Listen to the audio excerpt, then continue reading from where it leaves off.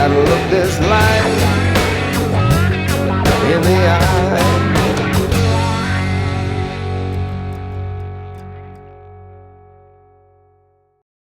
This is what happens when you're late. What's gonna happen is Imagine what happens when you don't show up. Happy and you.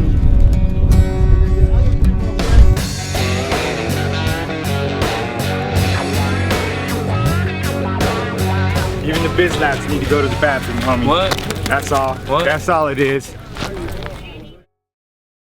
I think for me this season really is about seeing Jax at the head of that table, you know, and what kind of leader is he going to become. I love the notion of a leader can have a specific point of view and a desire and a philosophy, but once they are in power and hindered by the by all those responsibilities and all those relationships that come along with that power, suddenly their vision has to be changed and altered. How do you adjust your vision, you know, in that heated dynamic? And that's what we're doing with Jax.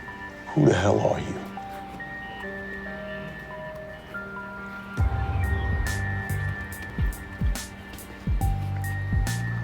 It's like he has this idea of who he wants to be as the president of this club, running that club, and yet he gets behind that table and has the gavel in his hand, and how does he handle the responsibilities of, you know, the relationships with the other crews in town, you know, the relationship with Charming, the external pressures that are happening now with Damon Pope as a result of what happened with Tig last season. You know, all these things compound, you know, his ability to do his job, and he's forced to make compromises, you know? There you go. Finding the hidden advantage in an unfortunate circumstance. Using pain to take you to the next level. Those are the things that turn players into kings. Yeah, I guess you would know. So for me, it's about, can anyone be at the head of an outlaw organization like that and not become Clay? Is Clay just the product of the job and the environment and not the man? Or is he forced to become, you know, his dad, who ultimately, you know, sort of caved under the stress of the job and was perceived as weak?